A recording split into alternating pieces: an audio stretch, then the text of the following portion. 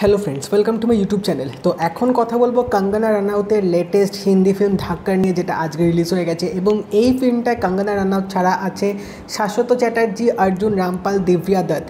তো এই মুভিটা কীরকম হলো সেটা নিয়ে তোমাদের সাথে কথা বলবো, তো ভিডিওটা কিন্তু অবশ্যই দেখবে।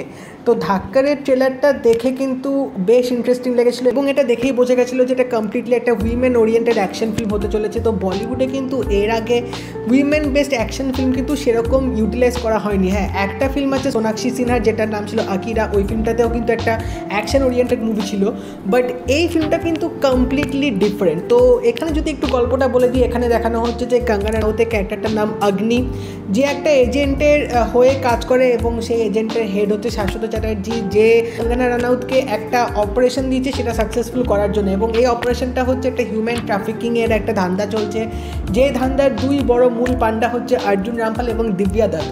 তো এই মূল পান্ডাটাকে कंगना রানাউত কী করে সাহায্য করবে, তাদেরকে কী করে ধরবে, এর পেছনে কী কাহিনী, কী হতে চলেছে, সেই সব জিনিসগুলো জানতে গেলে তোমাদের এই মুভিটা অবশ্যই দেখতে হবে। এবং ট্রেলারটা দেখে কিন্তু তোমরা এইটুকু বুঝতে পেরেছিলে যে তার কিন্তু একটা ব্যাক স্টোরি আছে। হ্যাঁ, এখানে তার একটা ছোটোবেলার গল্প আছে, যেই গল্পটার সাথে কিন্তু তার প্রেজেন্ট লাইফের একটু হলেও লিঙ্ক থাকবে, যেটা ফিল্মটা যত গড়াবে তোমরা দেখলে সেটা অবশ্যই বুঝতে পারবে। তো এখানে যেভাবে গল্পটা ইউজ করা হয়েছে, একটা রিভেঞ্জ ড্রামা এখানে সেট করা হয়েছে, একটা রিভেঞ্জ থ্রিলার তোমরা দেখতে পাবে।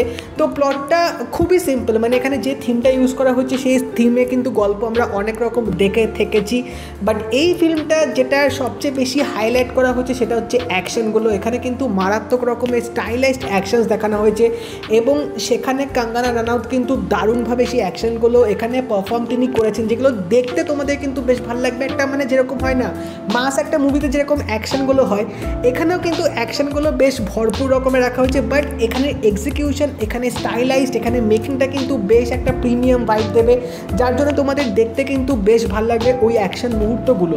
বাট তাছাড়া এখানে গল্পটা কিন্তু আমার একটু উইক লেগেছে। বাট হ্যাঁ, এই ফিল্মটা যেটুকু দেখিয়েছে, মানে 2 ঘন্টা 10 মিনিটের মতো রান টাইম বলা যেতে পারে। তো তোমরা কিন্তু ফিল্মটা এনজয় করবে, ফিল্মটা কিন্তু এনগেজিং, বাট গল্পটা কিন্তু খুবই সাদামাটা, সেরকম কিন্তু মানে থ্রিল বা সেরকম কিন্তু অ্যাড্রিনালিন রাশ ব্যাপারটা কিন্তু নেই।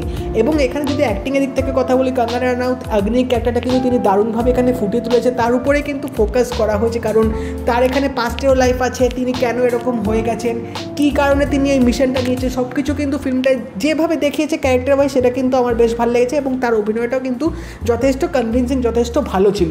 কিন্তু এখানে অর্জুন রামপালের ক্যারেক্টারটা আমার একটু খারাপ লেগেছে, কারণ এখানে কিন্তু তাকে মেন ভিলেন হিসেবে দেখানো হয়েছে। তো এরকম একটা পাওয়ার প্যাক মুভিতে যদি একটা পাওয়ারফুল ভিলেন না হয়, যে একদম কাঁধে কাঁধ মিলিয়ে এখানে হিরোইনের সাথে টক্কর দিতে পারবে, তাহলে কিন্তু ফিল্মের সেই ফিলটা আসে না। তো এখানে অর্জুন রামপাল এবং দিব্যা দত্ত দুজনকে এখানে অ্যান্টাগনিস্ট রোলে দেখানো হয়েছে, বাট তাদের যে ক্যারেক্টারটা সেরকম কিন্তু মানে খুব ভিলেনিয়াস টাইপ বা পাওয়ারফুল সেরকম কিন্তু রাখেনি। বাট হ্যাঁ, এখানে লাস্টে যে হিরোইন আর ভিলেনের মধ্যে যে ফাইটটা হবে সেটা কিন্তু অনেকটা সময় নিয়ে দেখিয়েছে এবং ফাইটটা তোমাদের দেখতে বেশ ভালো লাগবে। সেরকম মানে হাই ফাই অ্যাকশন স্টান্ট দেয়নি, বাট হ্যাঁ, দেখতে কিন্তু অতটাও খারাপ লাগেনি। এখানে শাশ্বত চট্টোপাধ্যায়ের যে রোলটা আছে সেই রোলটাও কিন্তু বেশ ইন্টারেস্টিং, কারণ লাস্টে গিয়ে কিন্তু তোমরা একটা চমক পেতে চলেছো। এবং যেভাবে এন্ডিংটা হলো, আমার দেখে মনে হয় এটার হয়তো একটা পার্ট 2 আসতে পারে, কারণ শেষের দিকে একটা হালকা হিন্ট থেকে যাবে, যেটা তোমরা ফিল্মের ভালো করে এন্ডটা দেখলে বুঝতে পারবে। তো এটা যদি পার্ট 2 আসে, আমি এরকম শুনছি যে একটা পার্ট 2 নাকি আসতে পারে, তাহলে আমার মনে হয় এটারই কন্টিনিউয়েশন গল্প হয়তো হতে পারে।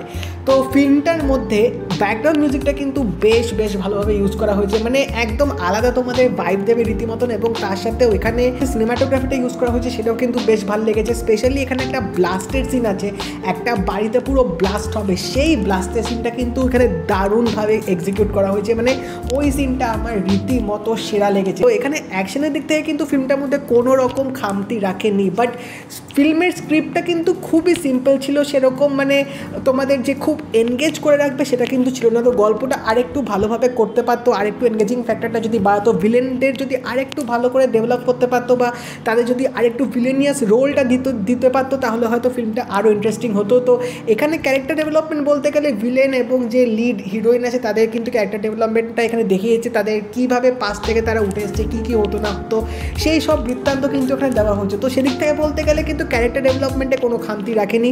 বাট হ্যাঁ, ওভারঅল তোমরা যদি একটা 2 ঘন্টার মতো অ্যাকশন মুভি যদি তোমরা এনজয় করতে চাও, তাহলে এই ফিল্মটা তোমরা দেখতে পারো। আশা করছি তোমাদের অতটা খারাপ লাগবে না। অ্যাকশন লাভারদের জন্য তারা কিন্তু এই ফিল্মটা অ্যাকশন ডিপার্টমেন্টে বলা যেতে পারে হতাশ কিন্তু হবে না। তো যদি তোমরা ধাক্কার ফিল্মটা দেখে থাকো আমাকে জানিও তোমাদের কেমন লাগলো, এবং যদি এই ভিডিওটা ভালো লাগে তাকে লাইক করে দিও, শেয়ার করে দিও, চ্যানেলটা কিন্তু অবশ্যই সাবস্ক্রাইব করে দেবে, নোটিফিকেশন বেলটাও কিন্তু অল করে দিও। তো দেখা হবে পরের ভিডিওতে, বাই।